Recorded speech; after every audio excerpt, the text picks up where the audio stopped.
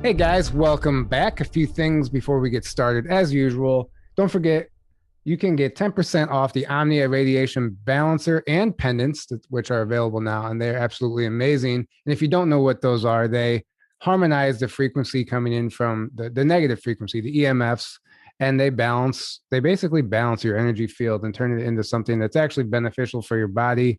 And you can get 10% off of those products with promo code TRUTH, all caps. That link is below. We have also recently teamed up with our friend Mason Fury, who makes these beautiful orgone pyramids. He has 3 or 4 different sizes. I think this is the largest one. They're absolutely amazing. They also play a role in protecting you from harmful EMFs.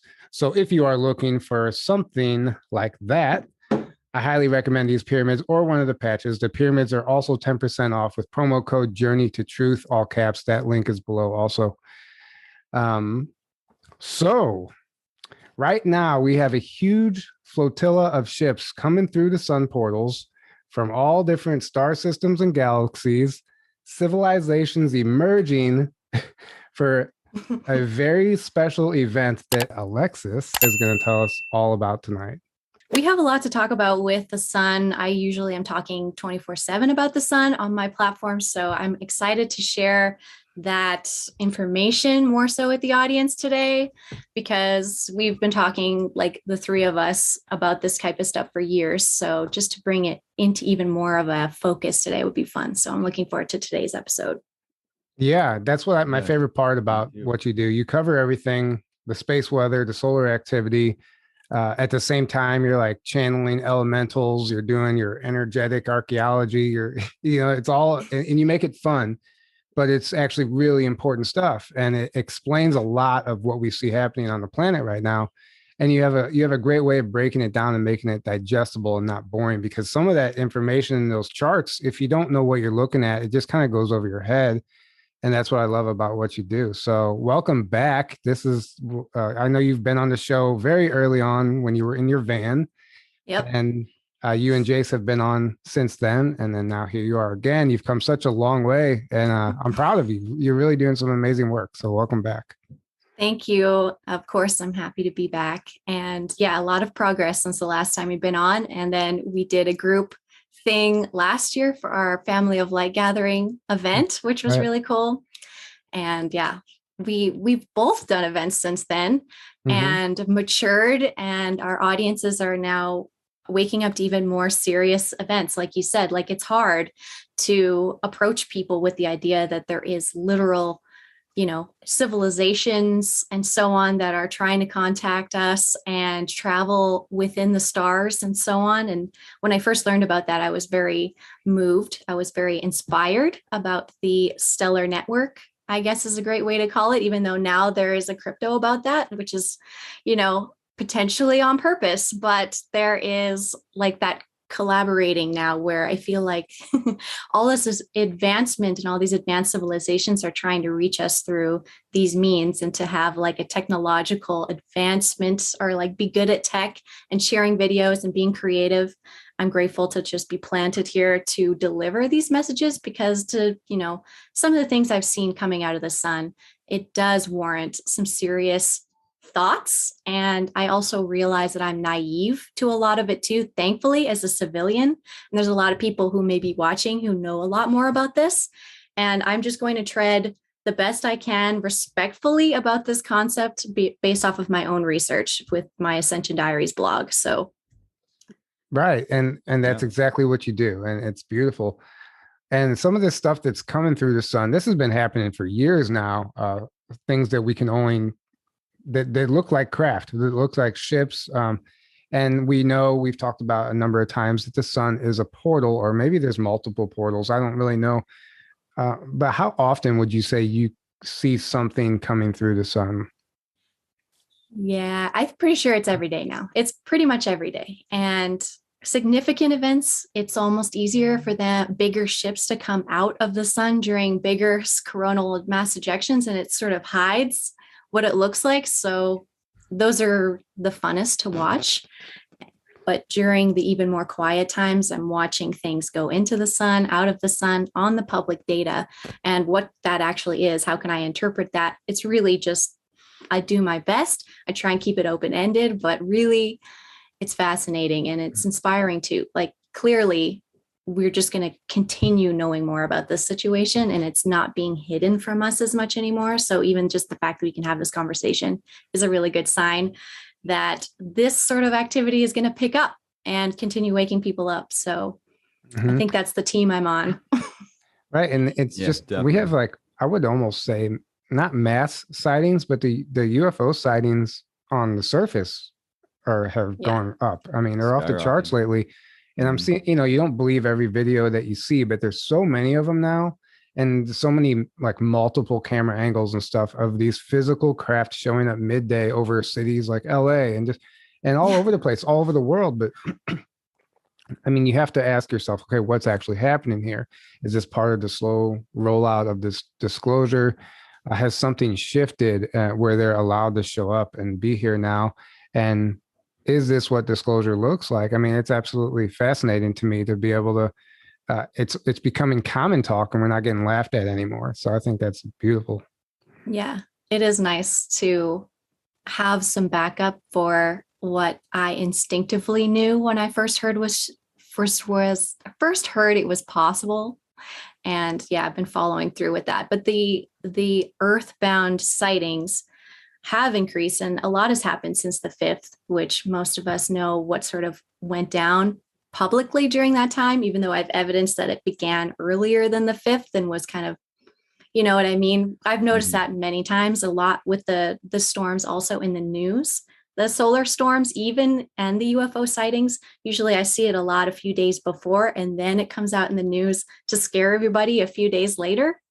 So it's been nice to also keep track on my own because the emotional harvest, I guess should say, that could happen off of the fear of a massive solar flare wiping out the planet or a massive armada of, unfriendly aliens coming to take over the planet seems to be a very big concern and what we're manage emotionally, which is tricky. Like even just to think about it from the perspective of an intelligent ET race that's trying to revisit their whole seeded colony and reintegrate with them. What does that look like? What is that process? And through most of it, people are aware of contact before they see anything. And a lot of it also is in correlation to when the sun is getting more active. So I believe that likely when the sun is more active, it's a much more accessible, more active portal. And then we see a lot more of that fallout and visitations here on Earth as well in the community, which has been interesting. So I'm having people track the clouds. I'm having people track their sightings. I'm having people track their dreams and the space weather as well to try and get a better picture of what the organic contact is really looking like. And also giving people some structure for their own weird happenings, because there's a lot of physiological changes that are happening too with the storms and with contact as well. So just keeping people at peace, having these group chats and so on to keep the sanity and keep it grounded in a way when this is this is more of an upper chakra sort of awakening experience. It is the space above our heads that really is getting more active. So, we're constantly talking about grounding this in so we can stay sane, but there's so much insanity that's been lied to us about for so long that it seems insane, the logical things that are going on that are common on other planets and how contact happens and how these civilizations function is what I'm getting and understanding now. So we're just like doing these really weird backwards, forwards, baby steps, it seems like, with contact and with these sightings. But since the 5th, I've noticed there has been a shift in that. And I think people's hearts or something has opened up a bit, or even their solar plexus a little, being like a little more accepting and a little more brave about the changes of the world and what's to come. And so that's given me hope. And I've had more influx of interest in my work since then, even. So it just keeps waking people up. Whatever they see, it finally makes them curious enough. Right. And I agree. Like since the 5th, that whole CERN event, there's a million conspiracies surrounding what actually happened. Yeah. Ultimately, it seemed to be some sort of a catalyst. Of course. Yeah. Right. And, then it was followed by the guide stones and then different color skies all over the world. And every every single one of those events has thousands of different reasons behind why. Everyone thinks, they know exactly why. And I don't even know if we're supposed to know exactly why. It's just part of this overall shift that the planet is experiencing. And it doesn't necessarily matter why they're happening, but what matters is that it is happening. Yeah. Big time. And it's almost like we almost like pull the strings a little before that. We're like, ooh, maybe this is meaning this. And ooh, maybe think about this. But now it's just like really in our face. Like, oh, the guide stones are getting knocked over and they're done. Like they're totally done. Well, like, what does that even mean? Like, we never get to see that level of satisfaction. Like, I haven't really gotten that level of satisfaction. And I've got a destructive side. I believe in the destruction and the birth of all of this. So I'm enjoying watching things break down as well as new things being born. So to have that level of like, like, wow, like things might actually go in this direction a bit more. And the things that need to be recycled are going to get recycled, which it made me feel relief in a way. So, right. Yeah, absolutely. That along with it's all coupled with the solar activity, because there's the planet is going through the physical changes, and so is every individual. And I wanted to ask you about like whenever we get a big flare or a big sneeze like that, what do you think how is that affecting the individual on an energetic level? Does this look different for each person, or is it like a collective tiredness or fatigue or a collective blast of energy? It's confusing to me. I was just wondering if you could shed some light on what's actually happening.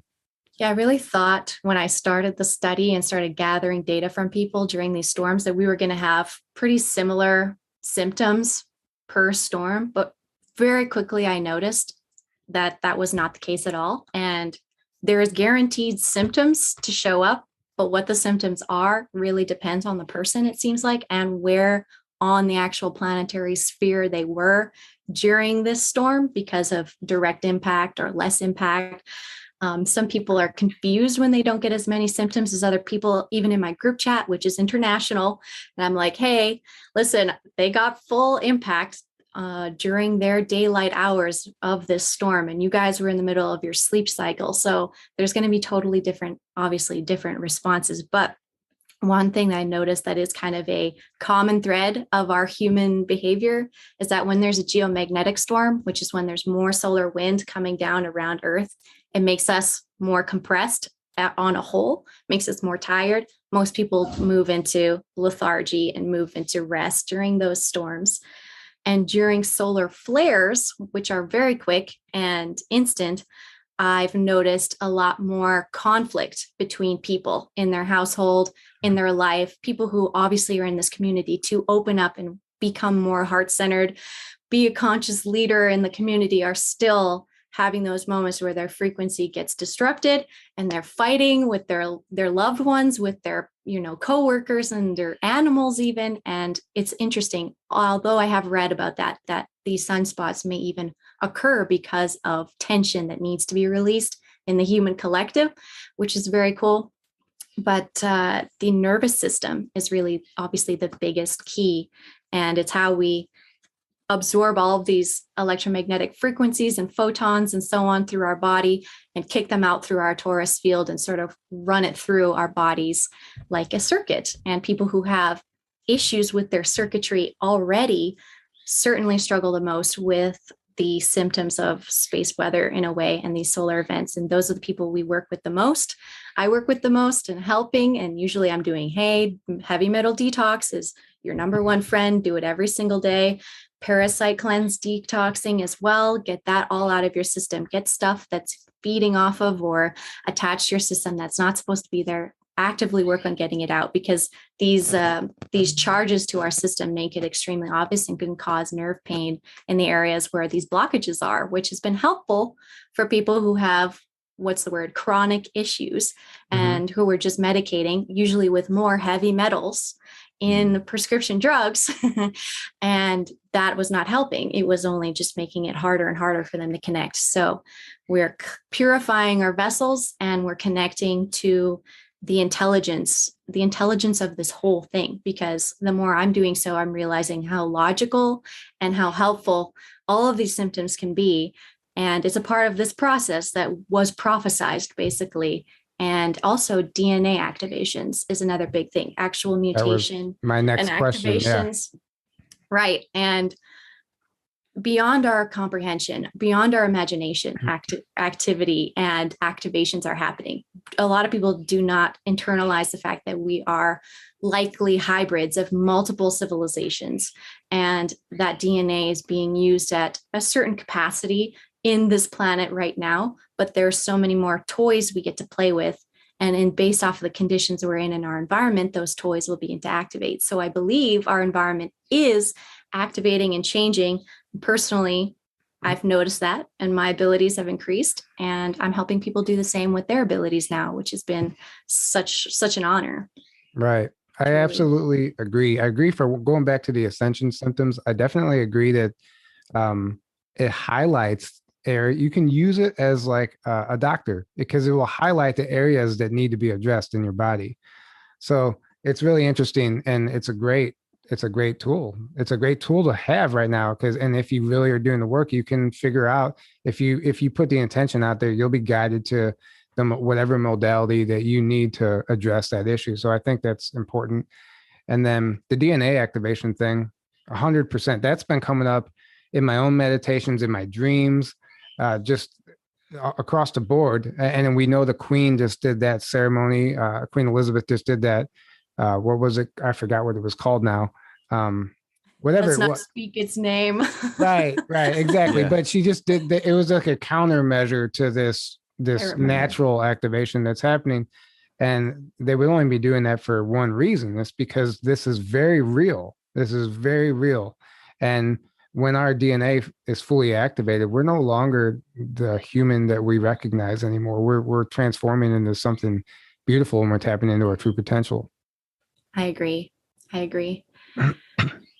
And it's going well. It doesn't seem to, no matter what little weird things that they're doing for the public out of these puppets that I don't even think are actually who they are anymore, which is a relief, but also just to highlight like, hey, we also care about DNA in the royal family. Whoa, weird. Like, I wonder why. That's so strange.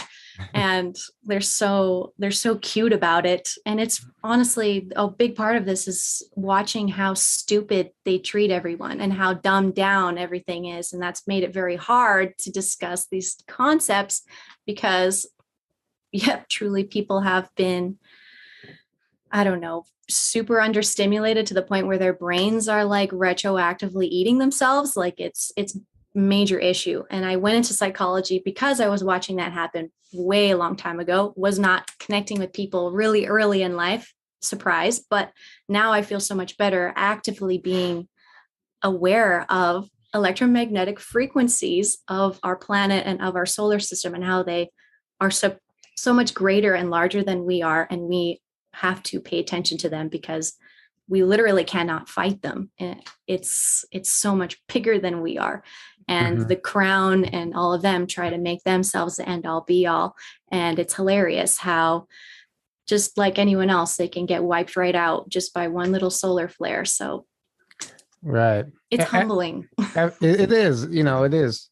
This is all very important stuff.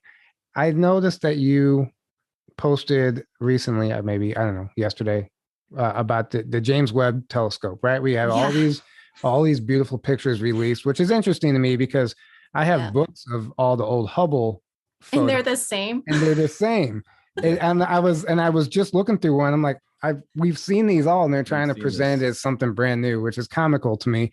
And then you have everybody taking the bait, and that's their way of like erasing history, right? They're doing the same thing with UFOs, and true. And that's what a narcissist does. They erased history to avoid accountability, right?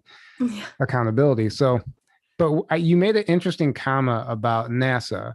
Right. And I would like you to share your thoughts on NASA, because we give NASA such a hard rap as far as, never a straight answer, which is true. They've lied to us in a number of ways, but there are factions of NASA that probably are covert, part of black budget side of NASA that we don't know about. And There's some real people working within NASA that are, this is their lives. And I just want you to express what your thoughts are on that. Yes, I made a post yesterday to trigger people in a way as well, because I knew the whole fight about NASA was about to just get rekindled that flame. And in my opinion, being in this community for so many years, I've watched the lazy argument over and over where people just completely wipe away NASA like it means nothing to them, even though I think 90% of the data that I gather is filtered through NASA. And pretty much all of the weather information, I'm pretty sure, is also filtered through NASA. So if you believe the weather station online or whatever, you may be getting your information from that source that you cannot trust at all. And I'm not saying that you need to trust this source. I'm saying we are barely being given anything.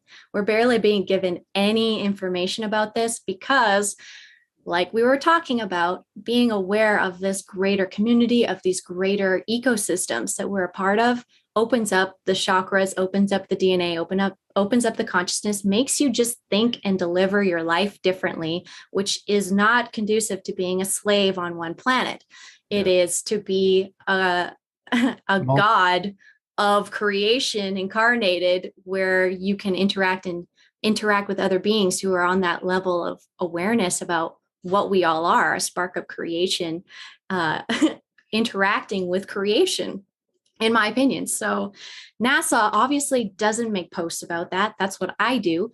But I'm able to take their information, which just by existing makes people think about space and opens up that chakra, opens up that awareness just for a minute to be like, oh, something outside of myself is also alive. Something outside of myself is also communicating, shining, existing, older than me, stronger than me, and giving a little bit of a perspective to the extremely closed-minded, existence that is desired by, again, the slave owners. So we don't want that.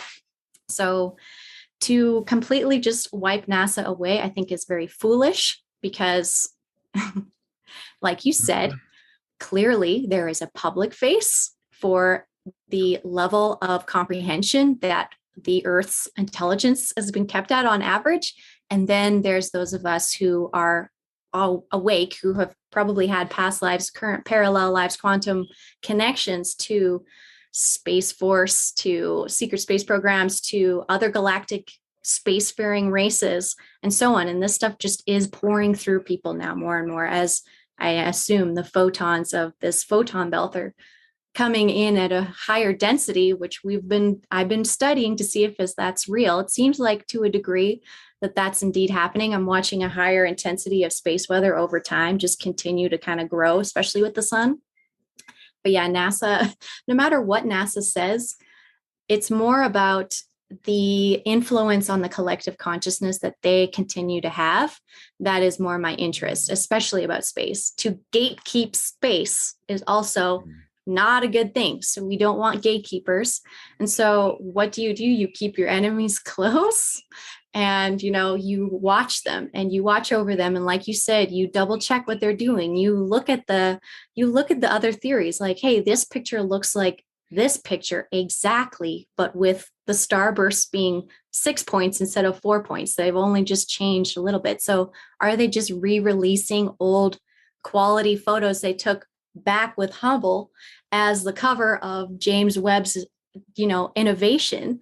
That's a possibility. But whatever it is they're deciding to do, they're gauging our response psychologically the most, in my opinion. So it's really all psychological experimentation, because they don't report the true storms, the biggest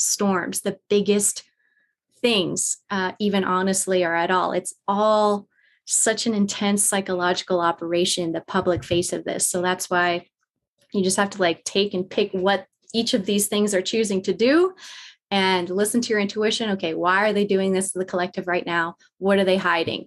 What's over here that they are distracting from? Why aren't they pointing the camera in new places? Things like that. Why are they taking so many days to edit these photos? And so on. So there's lots of questions that stir up consciousness out of this upset as well. Right. And there's deeper layers to NASA. We've had SSP Yeah, like a whistleblowers. ton. We've had SSP whistleblowers claim to see people in NASA clothing on other planets or on the moon, So, Sure. okay, so that what does that tell you already? Um, Yeah, don't throw the baby out the bathwater with NASA or anything Exactly. else. Yeah. And that's what a lot of people like to tend to do is everything has to be black and white. So it's like, oh, well, NASA is, it's a cabal like organization, but that doesn't mean all the data is false. There's a lot of true data there, but then it's more about what they're not showing you than like, oh, the Yeah. data is fake in itself. So it's just about using your discernment with everything else. It's like, everything else, like there's going to be truth and falsehood in everything, and take the good and leave the rest, and then figure out. And with NASA's own data, you can actually figure out a lot of what's going on by doing what you're doing. And like they won't tell you things like, oh, every planet in our solar system is all heating up and all storms are getting bigger, but the data is all there, and you can look at that yourself and piece that together, like David Wilcock has done and others have done. So it's like that. That's a very good point. You're right. And they are also being honest to some degree about the data, but they don't publicize it or make it as big of a deal like I like to do, because I'm watching it going, like, oh my God, this is bigger than I've seen in years. Like, I got to report this and talk to whoever will listen. And unfortunately, I know the kind of content I'm making would be extremely popular to the masses, and I make it with that intention. But the fact that it's being suppressed and that I only have so many people who are watching this, but telling me how important it is, I'm like, okay, well, we're just going to keep rolling through, and I'm just going to keep watching the raw data. So I have a collection and I'm aware of an archive of information. So at least I can be a voice for the civilians that may help in the future when things start getting a little bit harder to decipher, which I believe is going to happen pretty soon, because the solar cycle is moving up to its peak in 2025. And I'm just going to be here for it. I'm just going to see what that's really going to do for all of us. And right. I'm very excited. I'm nervous also.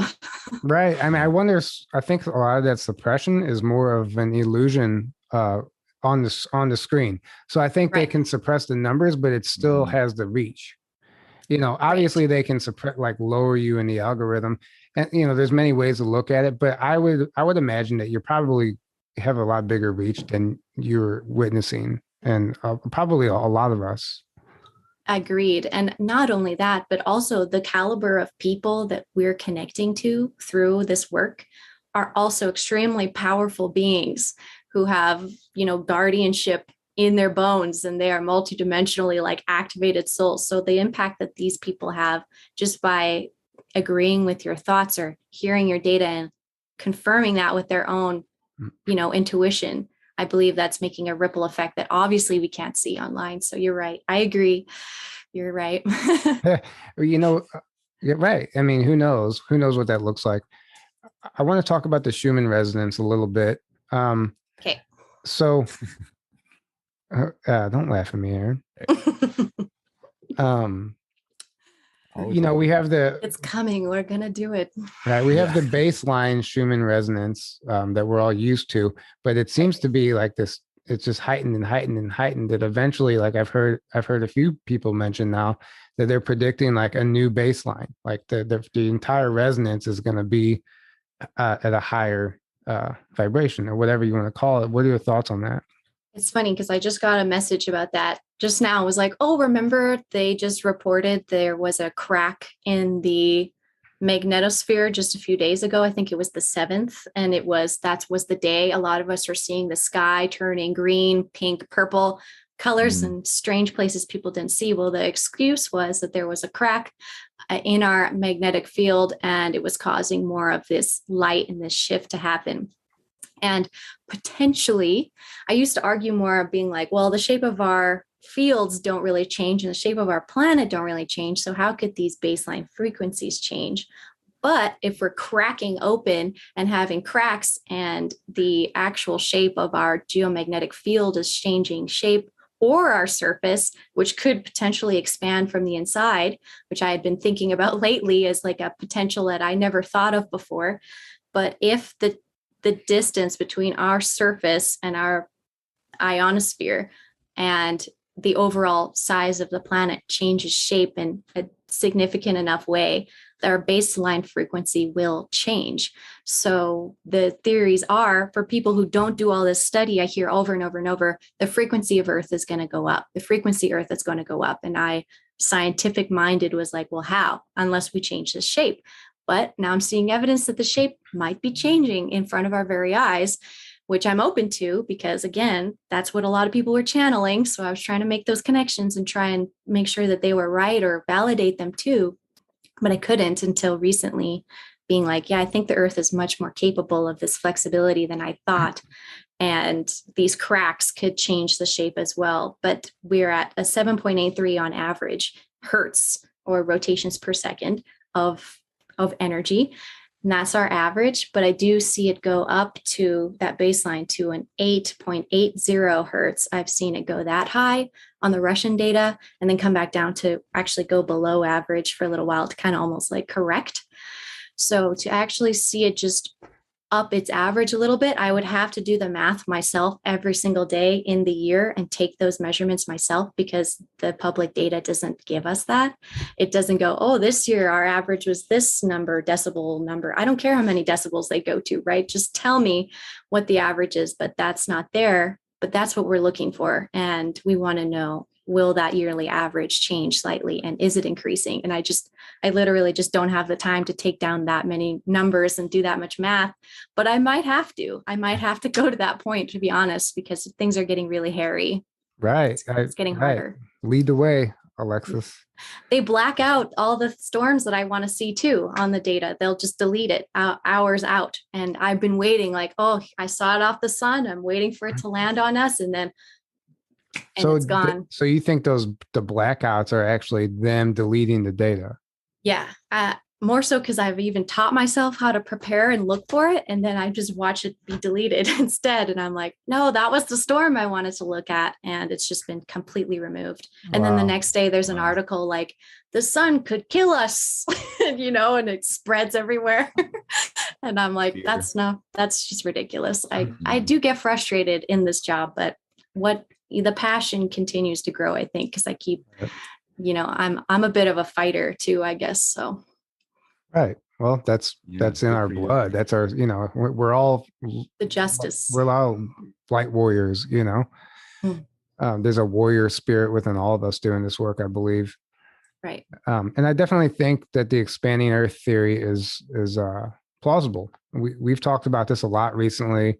We talked about it on our last episode with Daniel Sala, right. Jacques Doubleday. He covers this immensely. He does he provides a lot of proof and evidence of this expanding Earth.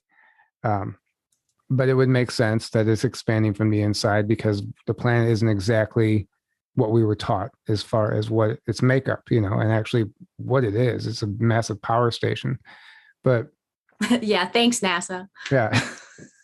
Right. So I definitely think there's something to that. And speaking of, this is shifting gears completely, but what are your thoughts on inner Earth? And I love it.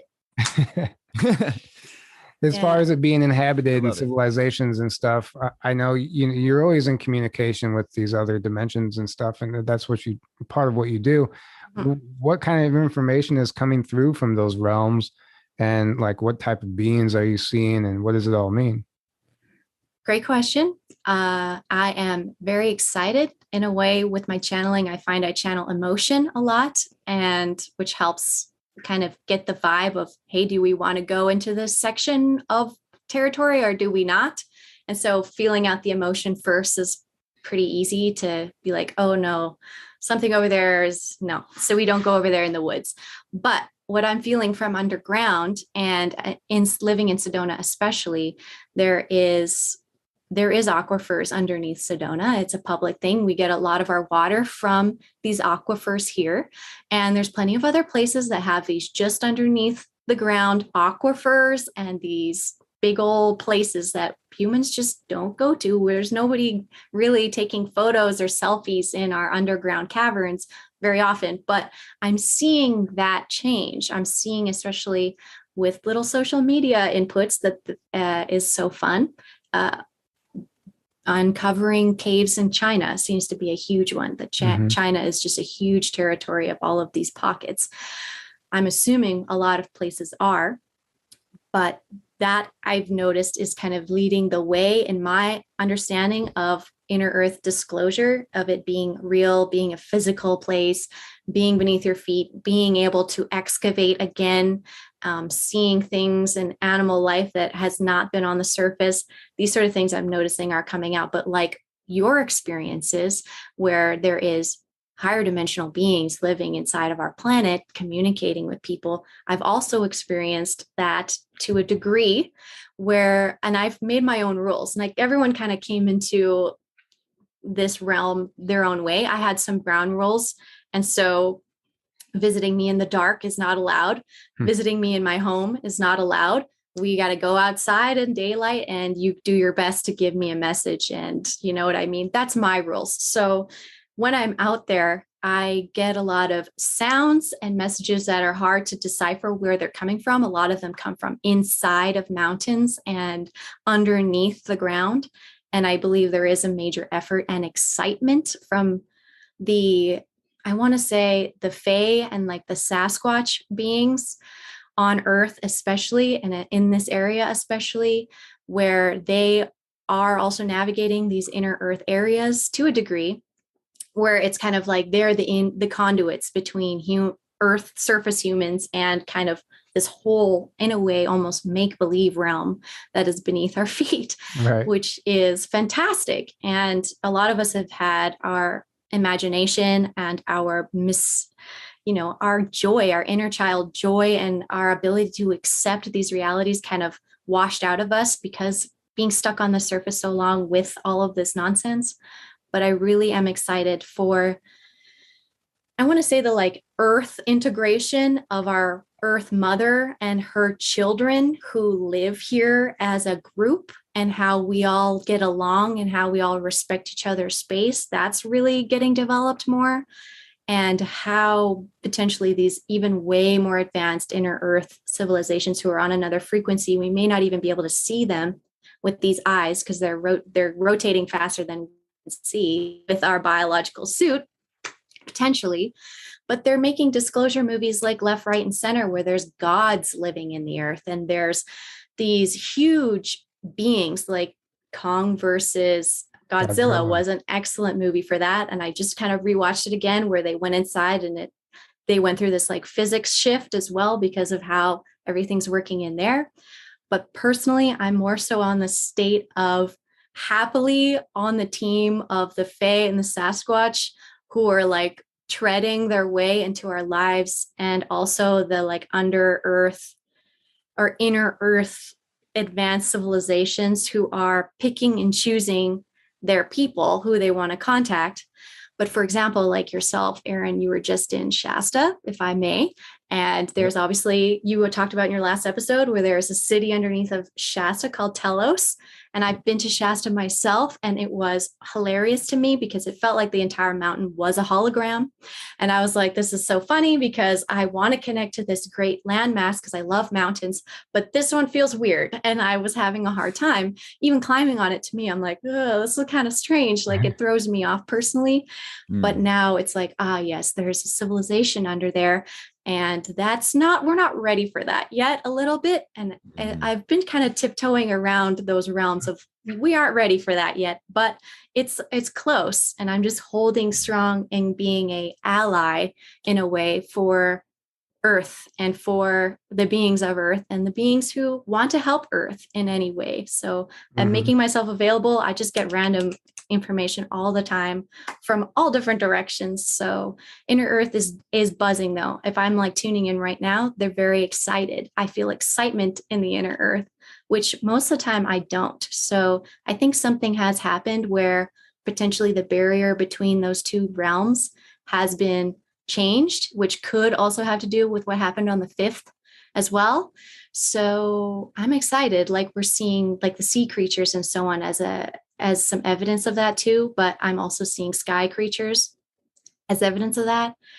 And water creatures, I don't know. It's tricky. Like it's the animals. The animals are also a huge clue as well of like what's going to happen. And lately the animals have been next level in my face. And I'm just kind of nervous. Like, what does it mean? Like, I'm not even sure. So the surprise is still coming for me as well in a way.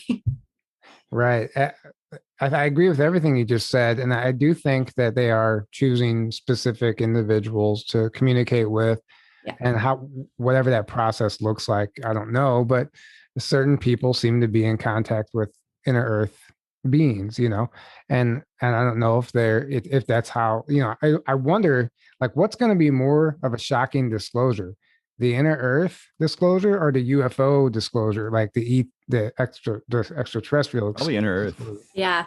Right. Because they went extraterrestrial first, in my opinion. Right. And it was like, oh, we didn't even think about the earth. It's just like, oh, there's some magma in there. Like, yeah, it's going to be, I mean, if we actually do get actual physical, like tangible evidence that somebody can go grab about an inner earth civilization with this advanced technology and living an entirely different lifestyle that isn't suppressed, that's absolutely mind-blowing information. And there's tons of information out there surrounding this, but it's not necessarily mainstream. And most of it has been, quote, debunked, if you look it up, obviously.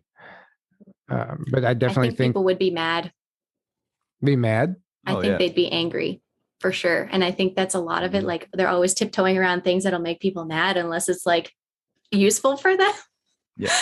And to know that there's people living a better life on your own planet just below your feet who don't want to talk to you, that'll hurt. That hurts a little bit. But obviously that's not the case. But if your heart is closed, that's kind of the direction I feel like people would go. Mm-hmm. Yeah, I mean, I'm excited to see what's next. Yeah. And then we had the emergence of 17 again, which is a big, very controversial, right? There's so many people that want to throw in their opinions about that. I do, for one, believe that there is some sort of galactic component. It's not so much about this military operation as it is, again, the catalyst and what it stands for and what's happening behind the scenes that we may never even learn about. What are your thoughts on that? Yeah, I agree. There is, how do I explain this? There really is an incredible amount of evidence that there is a bunch of people who have incarnated in this time to have these jobs where we are dealing with these spectacular topics and making that more or translating that more into the culture now and into English, because there is a quantum communication happening and quantum information from the future is going to be much harder to decipher in the now because even just cultural differences. So in the beginning of those drops, it was obvious to me that there was a little bit more of a futuristic sort of military sort of vibe to it, where it was just trying to relay any data and give us some questions that could spark the awakening, could spark better research. And the direction it's sort of taken now is almost like somebody to hold your hand through the quantum ascension in a way too, where it is, even for me, it was a moment of like relief where I had forgotten about it.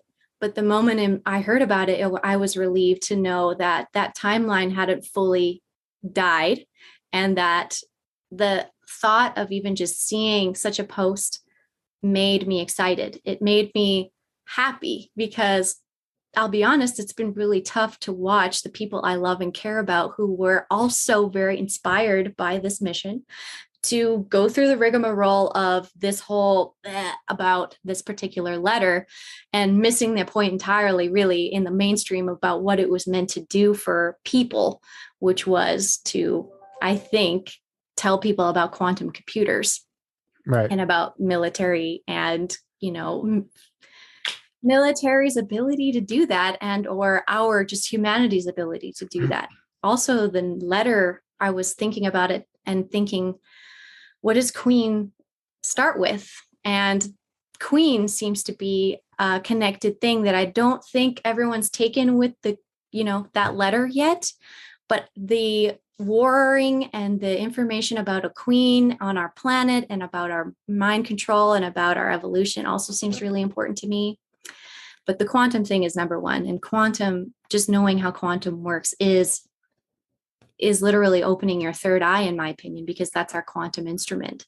So I was happy because even just a new person being like, oh, finally, I'm going to check this out because it came back after all this time and it's in my face again. Maybe I'll finally try and look up what quantum is.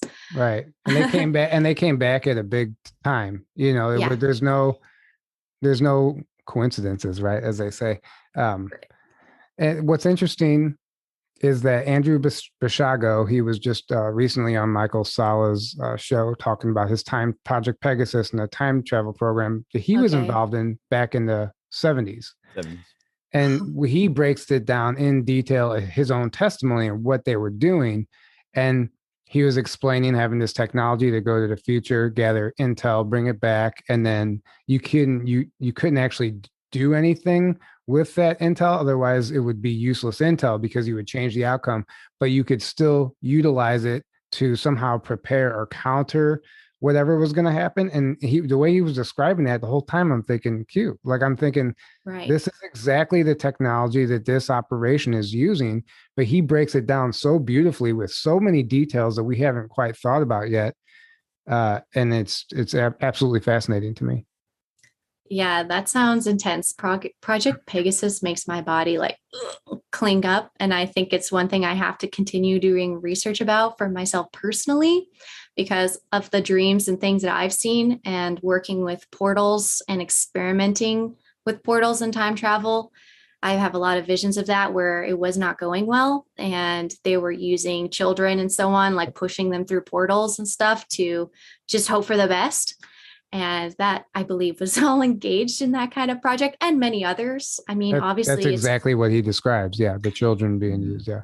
Yeah, I've witnessed it in a dream and was asked why I wasn't also being pushed through the portal. And they were like, no, that's not her job. And parents were standing next to me watching their own kids getting pushed into this portal that they could die in. Like, it was an intense dream. And I was like, it makes me obviously want to keep doing the research and recovering these memories, because there's a lot of like secret and underlying trauma in the human collective because of these projects.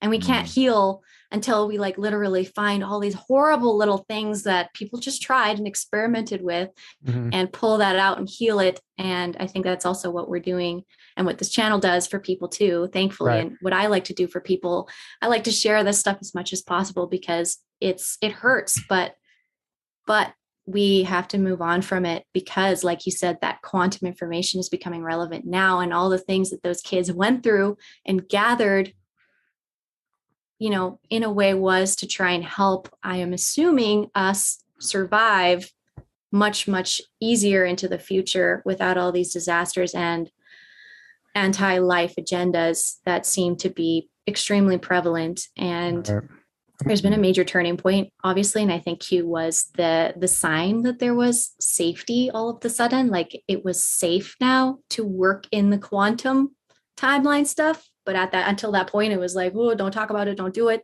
Well, there was a lot of, I mean, it was trial and error back then. That was the whole purpose of it. And then they were told that it was since shut down because it was too dangerous and it wasn't worth it. But, obviously, that's not, maybe that particular aspect of the program was shut down, but they continued the research, right? He talks about 3 different ways they were time traveling. One of them was developed by Nikola Tesla, and he, it was his exact invention that they were using.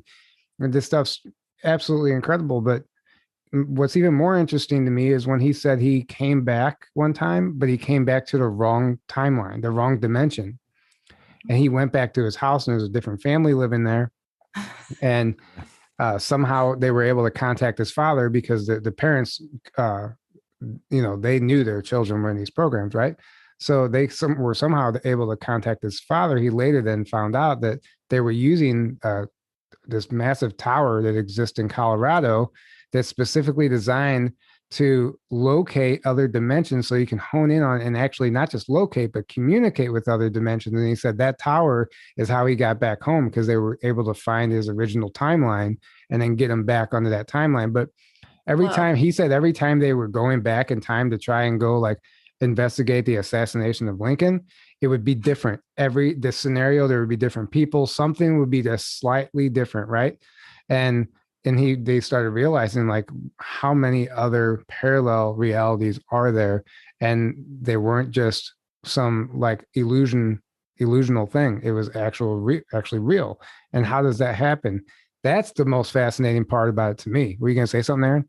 Yeah, so I have something to say. So at the conference, Alex Collier was there, and after his talk, he's doing the Q&A, and somebody asked him why, if these ETs have the ability to time travel and go back in the past and change things and do whatever, he was like, why didn't they just go back and take out the reptilians a long time ago and the bad guys a long time ago? None of this would have happened. And his answer was, well, every time you go back in the past and do something, you're creating a new timeline, and you're changing. So he's like, and he didn't know if this was for sure why, but he was like, this is my best guess. He's like, if they tried to do that, if they tried to do that, they could create so many timelines trying to manage, over 100 different timelines, and it could just get way out of control. Two, humanity has to grow and learn our lessons from it, and that would wipe away all of that. And then, what's the point? It's like this is being used as a catalyst for our growth, right. And our ascension even. So to a certain degree, but at the same time, it can't get so out of hand that we get wiped out. So we're being protected from the worst of what they want to do, the cabal and the Draco and all that. Like, obviously they put out their plans and their stuff that is like, this is what we want to do. This is where we're going with this. Right. The transhumanist agenda, the AI, the Georgia Guidestones, what they said, and the fact that those got taken out is a really good sign to me that we're on a very, very positive timeline, and there's nothing they can do to stop that. Nothing can stop what's coming. Right. And I think that plays a huge part in a lot of the Mandela effects also. Yeah, absolutely. Yeah. Right. That's why they're happening, is different timelines are merging, I think, now, and collapsing and all that stuff. So and we are the ones being trained to do the work in the moment, to defend and also be aware of more of these not so cute developing ideas.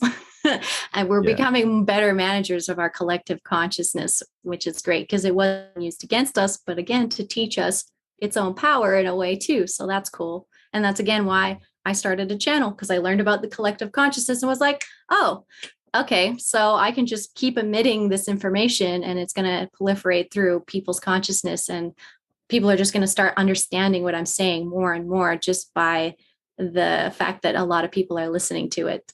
And that takes a lot of pressure off. Right. Yeah. And well, also, yeah. Go ahead. Also, no, please continue. Well, I was going to say with the reptilian thing is so interesting you mentioned, because especially lately, I've just been getting so much information that, they are taking the heat so much for something they didn't do, or like they aren't doing as much as they're getting the heat for.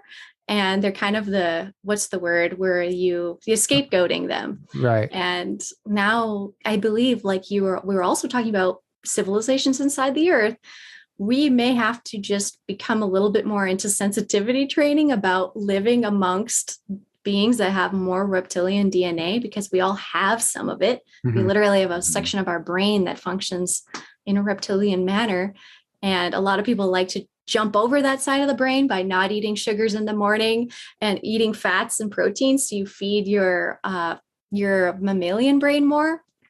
But anyways, that's just a little additive. But there's this collection of desire to be together and work together with a lot more of these not so human people who live here. That's the sense I've been getting lately. So yeah, the bad guys, yeah. I agree with that. And we've talked about on this channel a number of times, not the positive and negative. Right. There's both. Right. Reptilians.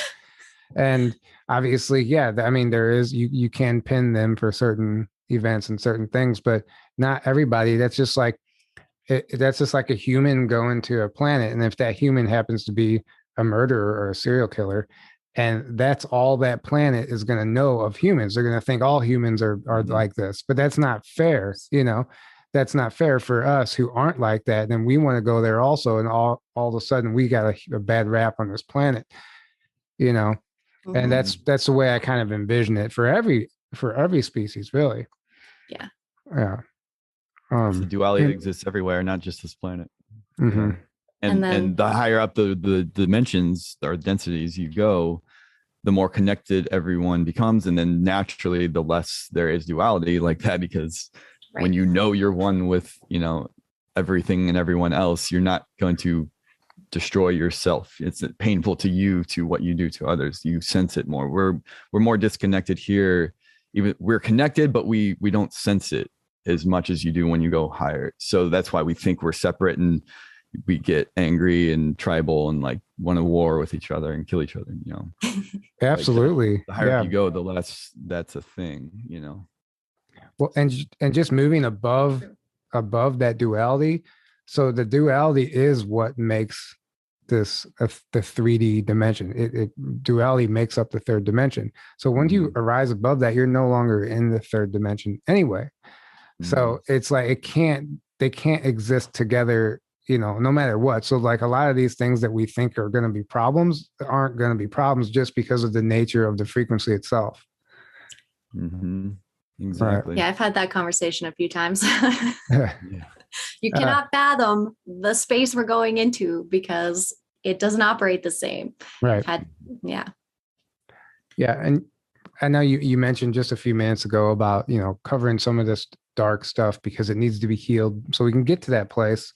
Yeah. And you know, those aren't fun conversations to have, but we have them a lot because we want to expose it. And by sharing these stories and telling these stories, people connect and they relate because they've gone through something similar, and now you've kickstarted their healing process. And it's not something that we purposely want to dwell on, but we understand that it's necessary. But more and more, you know, somebody brought to my attention, like, maybe we should start focusing on the world that we want to create. You know, we're getting to a point now where a lot of this stuff we're just going to be beating a dead horse at this point. And I noticed a lot of your posts are exactly that. You're putting these images out of like what you would envision New Earth to look like, or what are the future in general. And I think that's a great focus to have right now. And that's something that I didn't really just come up with on my own. Like somebody had to bring it to my attention because I was admittedly getting caught up in like some of this old narratives and stuff. And I'm like, yeah, like let's shift the focus, you know? And you do that beautifully. So please tell us what you're doing. I mean, that's a good sign that you're having that shift. So it means, I think, that part of what you decided or what you needed to do on the channel for that is ending. And now we're like, okay, good job. We graduated. You guys got through therapy. We've tried to get as many boogeymen out of your subconscious as possible to like actualize your true potential. Because like these sort of attacks were meant to close down and make us not actualize our potential. These sort of attacks on our faith in God, basically, and that we're safe. And then all of a sudden there's some type of motion against that. It'll cause like a fractaling of the soul.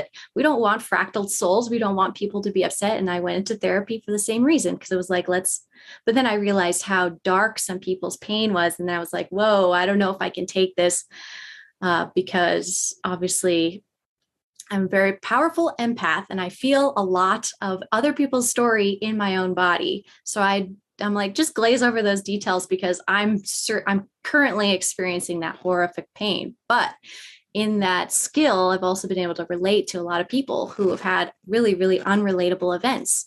And that's been really nice. And then together, once we've worked through that really dark thing, we can go, okay, what is it that you actually wanted to do before something scared you? What is it that you think you came here to bring the world? What is your spark? What is your angle? What is your swag? I say sometimes too, like, what's your soul swag? Like, let's see it.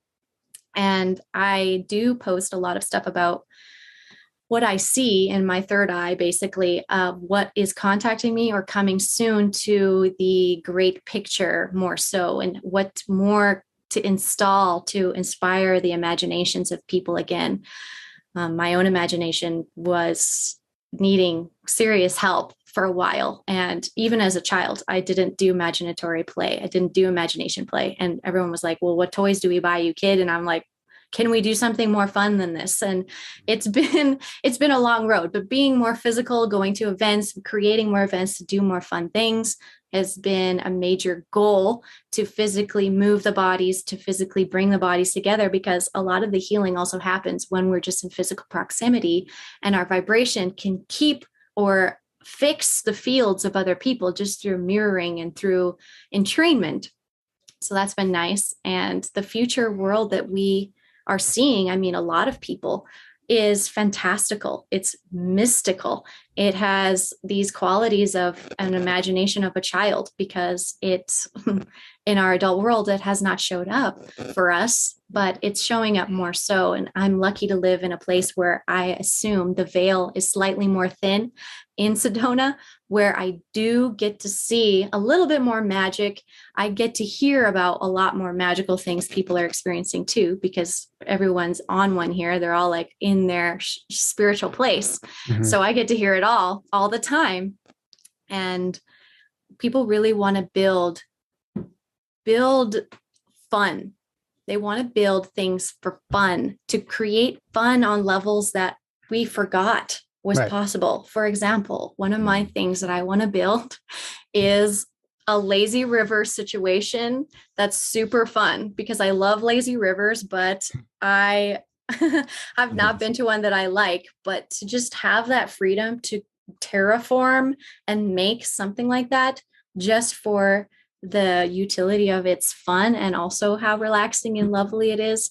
I'm hearing those types of inspirations coming out of people, like, and people are wondering where they're going to get the funds, where they're going to get the materials to make this thing. And that's a lot of what people have been channeling also, is in this new earth, these materials are going to be present. We're going to be able to manifest just with our minds. We're going to be able to do these things, but how people say it in English and how it shows up in the physical, I've noticed, is also a bit of a miss sometimes. So to just wait and expect these things to come towards you is not helpful. You have to actively want to make something exist that is fantastical, even if your thing is bringing the unicorns back.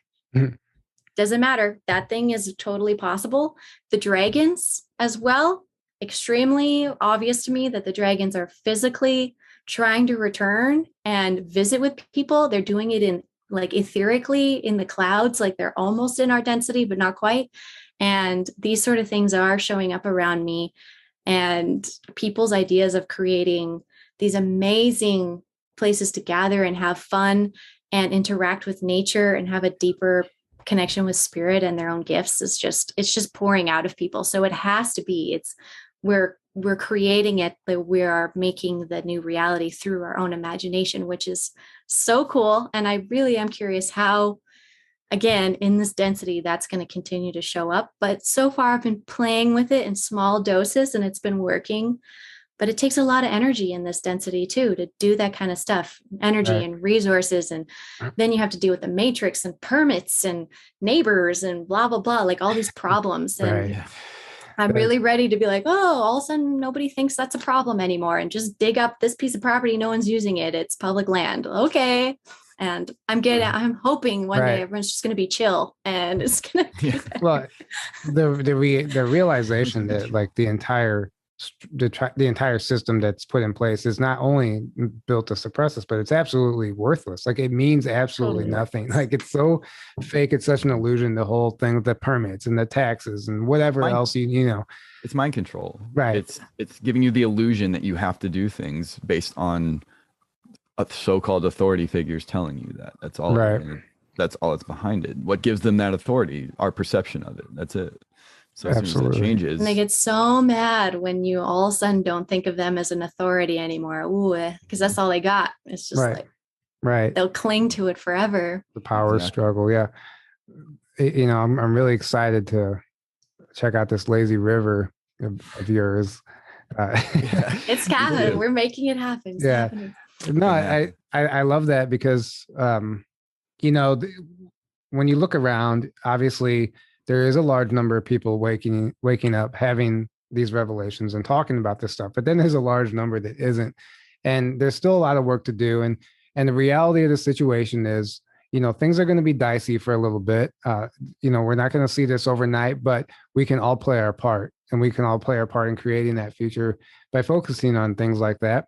And that doesn't mean ignore the dark stuff. If you have something that needs to be healed, you know, we're not, you know, who knows what the future holds for us, our show, anybody, you know, there's always going to be things that come up that you don't expect, that need to be healed, that need to be addressed.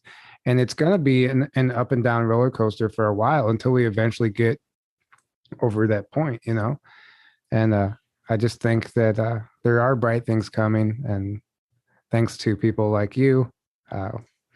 Well, we get to make our little pockets of heaven, I feel like, first. It's like we have to make our little pocket and then welcome people in like, hey, oh, this all of a sudden you're not worried about anything amongst us and this and oh, and then just that break and these little breaks, because I've been in little pockets of heaven now. I've seen it. I've seen its work, but I just bring people to lazy river time. And maybe, I don't know, I also have a lot of memory and work with shamanism. So maybe that might just be a part of it, but we don't have to go there.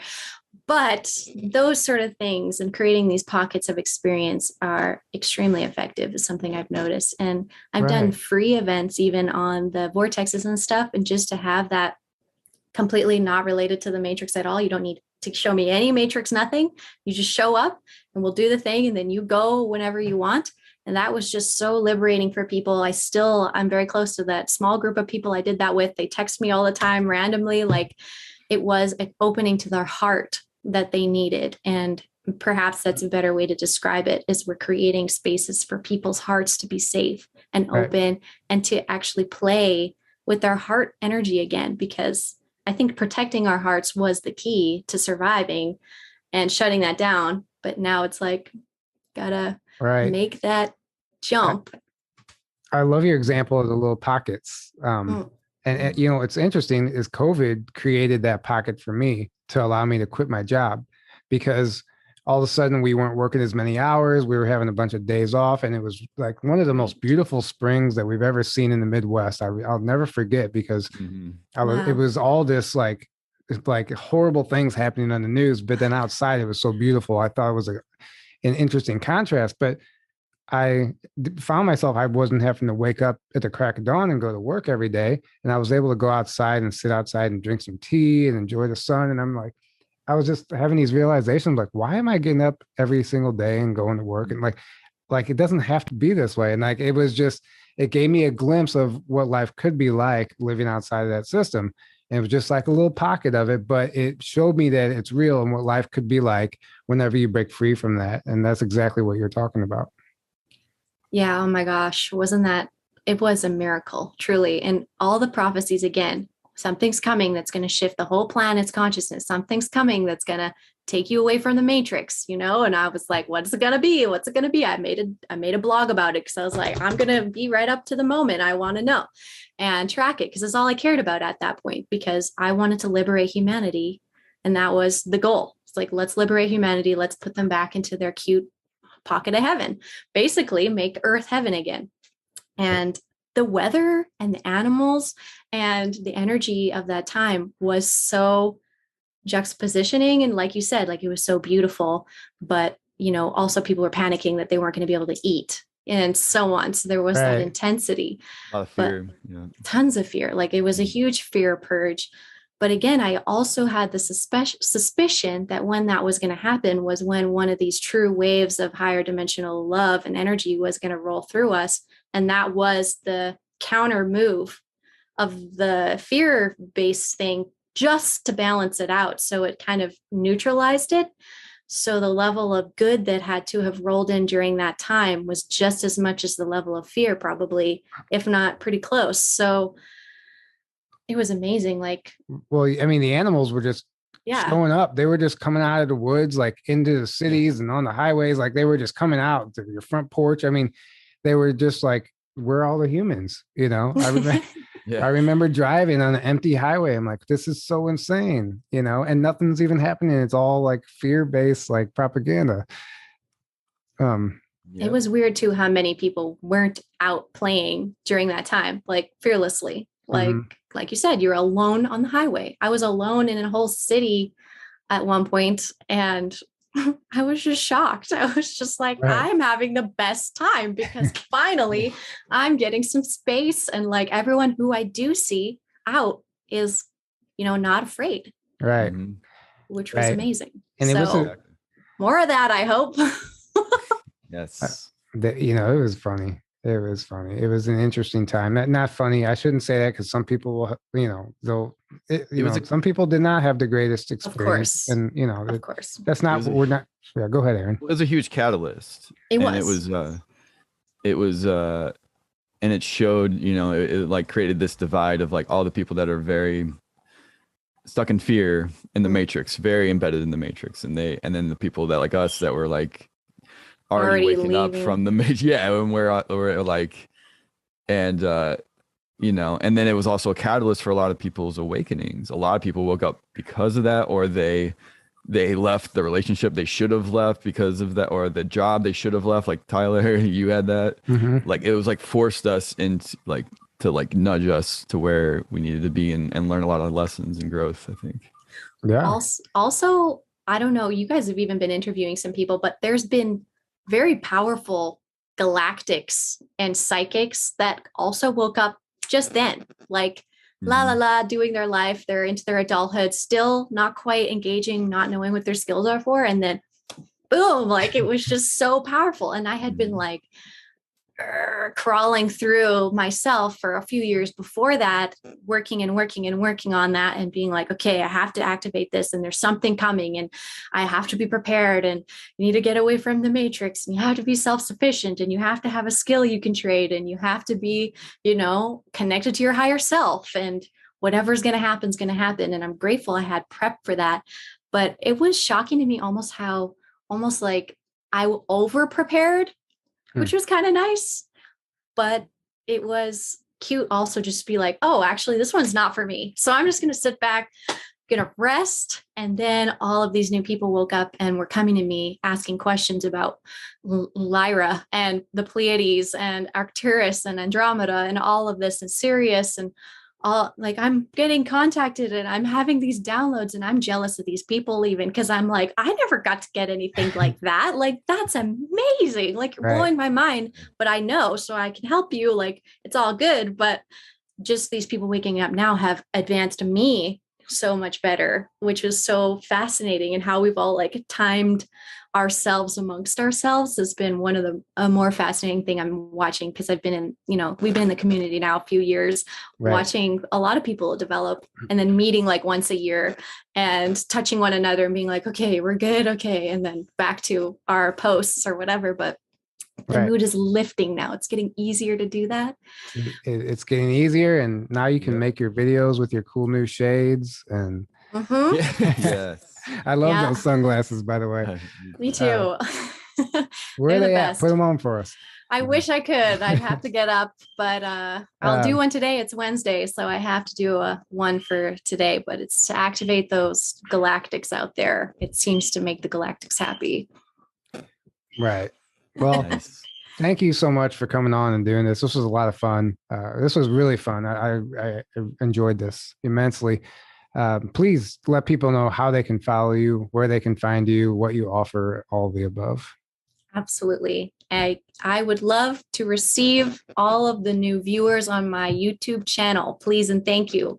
I have a YouTube channel called Ascension Diaries. Please go over there and subscribe, hit the notification bell. That's going to be the easiest because most people watch this on YouTube. Obviously, I have a Rumble account. If you guys are on Rumble and you'd be like, oh, you don't have YouTube access anymore, because I know I've been in the trenches with all of you. I know what's happened. I've watched all the social medias do what they've done to people, and I'm on pretty much all of them now just to keep track of my own friends. So find me anywhere. My best is YouTube and Instagram. And then I'm growing a Patreon page as well. I have 55 out of 500 people signed up by now.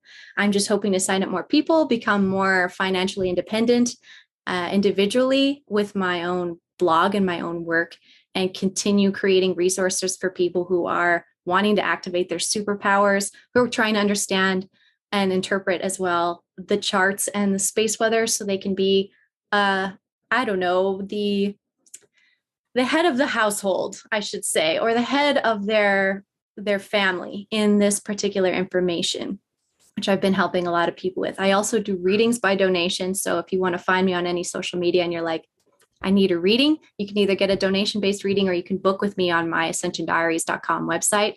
Yeah, everything else you'll need is on there. And yeah, I'll be seeing you all around. I love to be in the comment section of this podcast.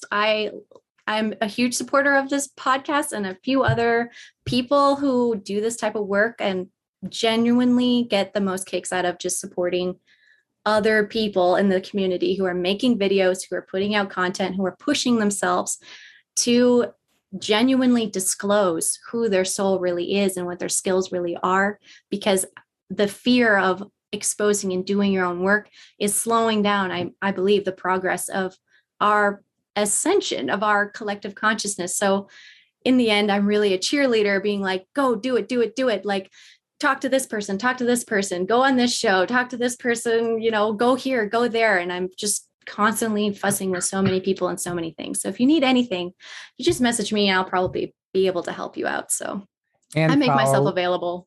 And follow her on Instagram and Facebook. Yes. Ascension Instagram, Diaries. Facebook. Yeah. Please. Right. Her stories are fun. And they're like and you might actually hold the record for the longest stories of anybody I know. Some days it is. It's a lot.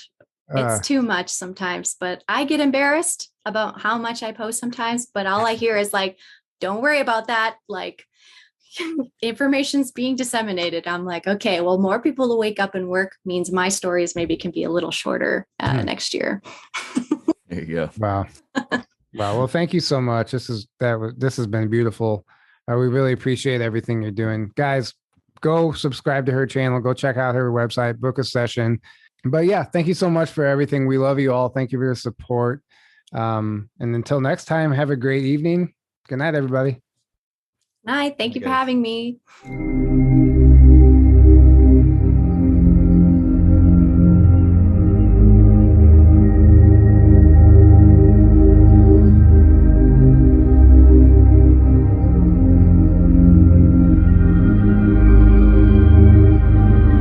Some really intense commercial, like where you don't even know what the product is, but it's just chaos. And then definitely that. Yeah. Yeah. Everyone's just confused.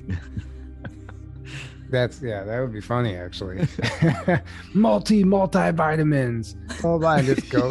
Just go into this whole thing, and it's just about the Omnia patch or something. What does that mean? Yeah. Yeah. It's just like a shark attack. Starseed vitamins. Starseed vitamins, yes. Starseed multivitamins. Multi-dimensional and multi-dimensional. That's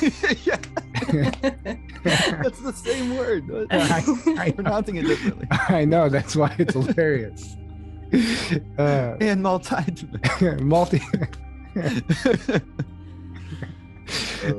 It's gonna sell. Starseed vitamins. That's a good one. And then we could have our pod snacks. Pod snacks. That's cute. Yes, I forgot about that. Oh man. Now I want to focus on that and not the episode. Okay. That's just going to be the episode. This is really secretly a think tank for a new product. Commercials. Yeah. Yeah, it was a bait and switch on you. Sorry. I don't mind. I love it. I love doing these things. I'm always trying to give people some ideas. Well, there you go. That's funny. Yeah. All right, let's get started.